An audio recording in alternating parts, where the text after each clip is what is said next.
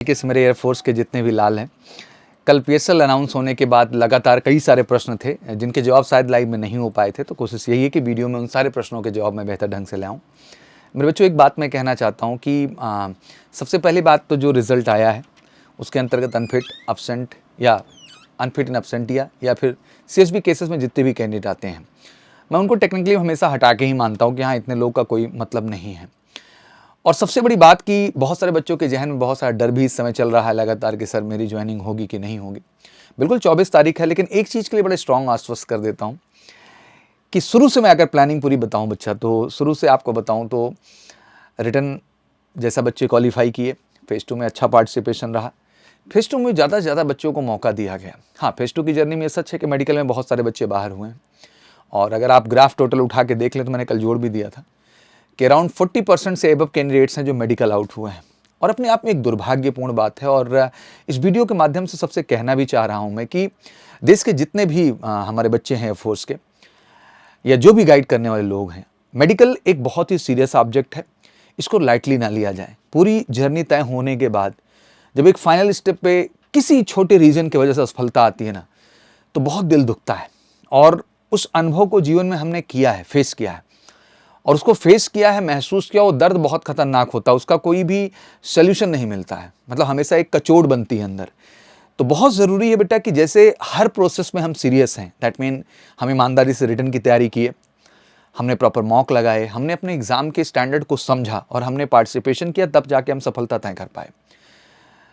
Physical में हम बाकायदे मेहनत किए, दौड़े, और हमने देखा कि हाँ, उस निर्धारित समय के अंदर हम दौड़ लेंगे, पुशअप्स, स्क्वाट, सिटअप्स कर लेंगे कि नहीं कर लेंगे। हमने बहुत जीडी के लिए मेहनत की, हमने अपनी कम्युनिकेशन को इम्प्रूव किया, कॉन्फिडेंस लेवल को अच्छा किया, 2 लाइन भी हम नहीं बोल पाते, हमने बेहतर किया। इसी तरह मेडिकल भी एक पूरी जर्नी है जिसको बड़ा ही सीरियस तरीके से एक बार डन होना ज़रूरी है, और उसके लिए बिल्कुल पूरे देश में कहीं भटकाव नहीं होना चाहिए, बिकॉज कहीं भी मेडिकल सेंटर नहीं है पूरे भारत के अंदर, ना कोई आपको दिखाता है। प्रॉपर हॉस्पिटल सेटअप, पूरी डॉक्टर टीम और जितनी बड़ी बेटा मशीनरी और टेक्नोलॉजी लगती है इस पूरे प्रोसेस को कंप्लीट करने के लिए, वो काफ़ी बड़ा सेटअप है। तो बहुत ज़रूरी होता है कि उसको उस सिस्टम के साथ आप फॉलो करें जैसे कि एग्जैक्टली वहाँ होना है। छोटी मोटी कमियाँ रहती हैं बच्चा, बॉडी है, कुछ ना कुछ तो एनालिसिस निकलता ही है। अगर पता चल जाता है, समय मिल जाता है, तो उसको ट्रीटमेंट करके सही कर लिया जाता है। कोई भी चीज़ परमानेंट अनफिट है ही नहीं, एग्जैक्टली सब कुछ फिट किया जा सकता है। अब ऐसी डिजीज़ ना हो जो जानलेवा हो। तो मेरा ये समझाने का उद्देश्य है बच्चा कि ये बड़ा सीरियस मैटर है, इस पे गंभीरता से लीजिए। और इस विषय पे इसलिए इतना डिटेल में मैंने बात किया क्योंकि आपने इस लिस्ट में भी देख लिया कि कितने बच्चे जो है रिजल्ट आने के बाद उन केसेस में आउट हो रहे हैं, ठीक है ना। आज पीएसएल एनालिसिस में वही बताने वाला हूँ। अब इसमें कई कारण और भी मेरे लिए अहम है, क्योंकि अभी जैसे कि इनटेक 1/2024 का बच्चे फेज़ 2 जाना है, ये भी बहुत महत्वपूर्ण है। 2 महीने का समय मिले हैं, इसका भी स्ट्रॉन्ग कारण मैंने दे दिया आपको। इसका मुख्य कारण ये है बच्चा कि इस बार इंडियन एयरफोर्स समय देगी आपको। आप अपनी कम्युनिकेशन पे अच्छा काम करिए, क्योंकि जीडी और फेज़ 2 में इस बार बच्चे बाहर होंगे। फिर से मैं समझा दूँ, इतना लोवेस्ट कट ऑफ ले जाने का मतलब है कि ज़्यादा से ज़्यादा बच्चों को उन्होंने शॉर्टलिस्ट किया हुआ है, और कहीं ना कहीं फेज़ 2 में थोड़ा सा इस बार रुख टाइट होगा। तो आपको तैयार रहने की आवश्यकता है, अपने फिजिकल में भी, अपने जीडी में भी और मेडिकल में भी। तो पूरे भारत के हर कोने से लगातार बच्चे एमकेसी का हिस्सा बन रहे हैं बेटा। बहुत ही रीज़नेबल चार्ज में हमने बच्चों को 1.5-2 महीने का वादा किया है। तो बिल्कुल आप आइए। ऑफलाइन ज़बरदस्त है, उससे बेहतर तो कुछ है नहीं, ऑनलाइन भी जुड़ सकते हैं। बट मैं यही कहना चाहता हूँ अल्टीमेट बेटा, बहुत महत्वपूर्ण समय है, लगिए। और जो बच्चे नहीं सफल हुए उन्हें भी एक सलाह देना चाहता हूँ कि अगला एग्जाम फिर से मार्च में शेड्यूल है, तो डिले मत करिए। ऑनलाइन ऑफलाइन जैसे भी जुड़ना है जुड़िए। एमकेसी एक ऐसी डेस्टिनेशन है जो आपको श्योर शॉर्ट सक्सेस की राह पे ले जाएगी, बहुत ईमानदारी और सच्चाई के साथ। और हम मेहनत करते हैं और मेहनत करने वालों पे भरोसा करते हैं। तो मेहनत करने का जज्बा है तो आइए हमारे साथ। गारंटीड आपके फिजिकल, आपका जीडी और आपका मेडिकल, तीनों स्टेप में आपको हम क्वालिफाई कराएंगे और बेलगामी, कर्नाटका और ऑडी का आपको हिस्सा बनाएंगे। तो बिल्कुल आज जो डिस्कशन था वो पीएसएल पूरी एनालिसिस थी। पीएसएल एनालिसिस में ये बात मैंने स्टार्टिंग में इसलिए रख दी क्योंकि इसमें हर चीज़ मैटर करती है, जो बातें मैंने आज कही हैं। तो गंभीरता से लीजिएगा, उसको सीरियस नोट पे बोला है मैंने। कितने अनफिट, कितने एब्सेंटिया, कितने सीएसबी, कितने अनफिट इन एब्सेंटिया हैं, एनरोलमेंट लिस्ट में कितनी कट ऑफ बढ़ेगी, क्या रहेगा, ये प्रश्न लगातार बना हुआ है। कल भी आप पूछ रहे थे, तो चलिए इसका एक मोटा मोटा एनालिसिस ले लेते हैं। सबसे पहले एयरफोर्स एक्स मेल में आ जाते हैं हम लोग। टोटल पास कैंडिडेट जो हैं 4651 देखने को मिल रहा है यहाँ पे। अनफिट 715 कैंडिडेट हैं।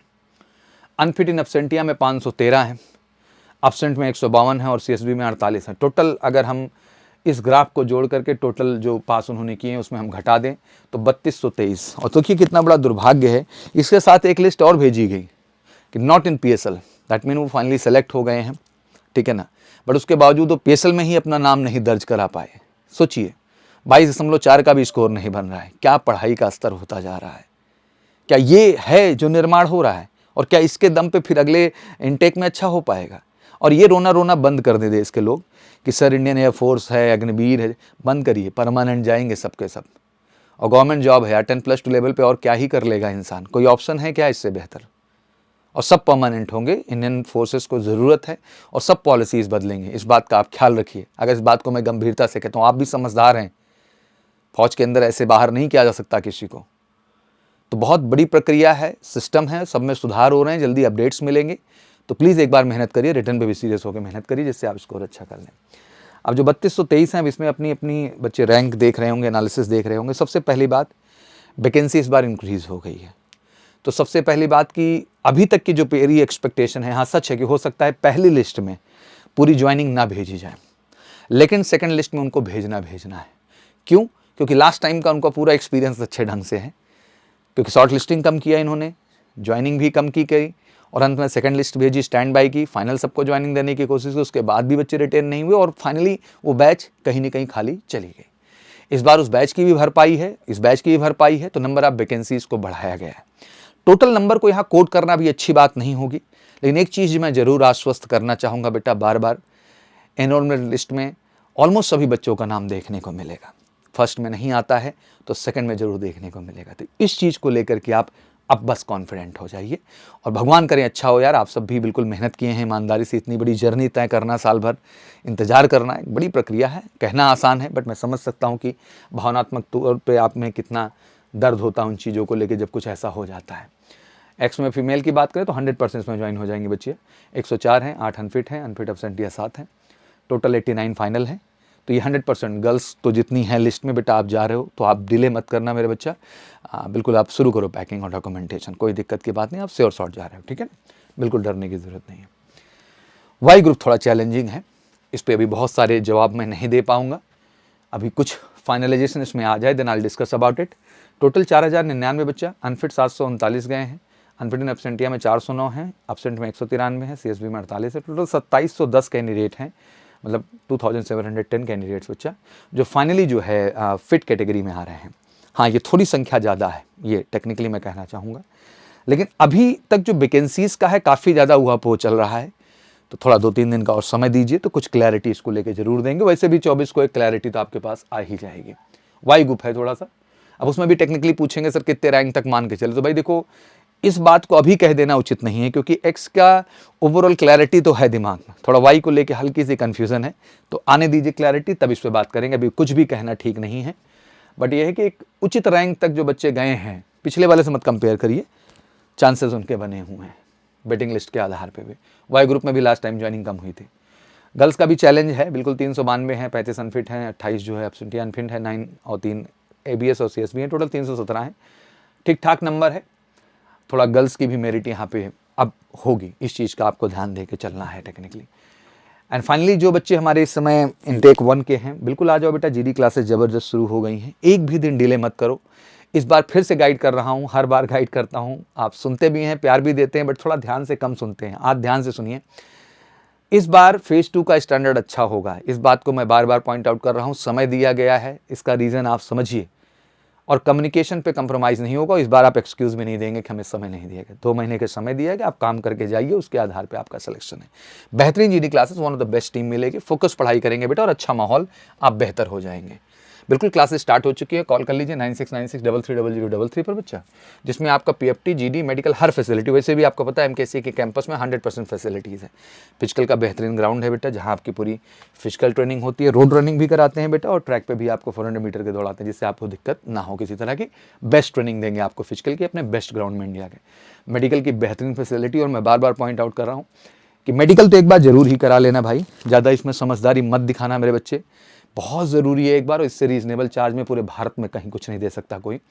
तो एक बार करा लेने से कम आप मेंटली फिट हो जाओगे कि हाँ भैया यूरिन रिपोर्ट सही जा रही है, ब्लड पूरा रिपोर्ट सही जा रहा है, ECG EEG सही रिपोर्ट जा रही है। कभी कभी तो रिपोर्ट भी जो देख रहे होते हैं वो भी नालायक होते हैं, नहीं, सही जगह रिपोर्ट दिखना ज़रूरी। एक्सरे रिपोर्ट सही आ रही है, जो पैरामीटर्स उसके हिसाब से, आपका पूरा डेंटल पॉइंट्स हो गए, आई स्पेशलाइज्ड पूरा जितने जैसे सेगमेंट हैं, एनटी स्पेशलाइज्ड जितना है, मसल स्ट्रक्चर्स में जितनी चीज़ें हैं, तो हर चीज़ एक बार एक्चुअल एनालिसिस होना बहुत ज़रूरी है। और ये देश में इकलौती हॉस्पिटल मिलेगा, तो उसको भी कॉल कर सकते हो 6390103030 पे बुकिंग कर लीजिए, क्योंकि एक दिन में 10 कैंडिडेट से ज़्यादा का मौका नहीं मिलता है मेडिकल के लिए, ठीक है। तो बिल्कुल बुकिंग करिए, जिससे अभी से आप अपनी क्लैरिटी कर सकें। फाइनली यही कहना चाहता हूँ बेटा कि लिस्ट जो आ गई है ये एक फाइनल है, और रिटन की तैयारी के लिए भी बैचेज ओपन कर दी गई हैं, जो कि इनटेक 2/2024 है, उसको भी कॉल करके आप पता कर सकते हैं। देखिए, समय बड़ा इंपॉर्टेंट है, बैठ के अगर सोचते रहना है केवल, तो सोचते सोचते समय निकल जाएगा। मुझे लगता है समय है उठ खड़ा होना और कुछ बेहतर करने का। तो ठीक है, खड़े होइए और बेहतर करिए।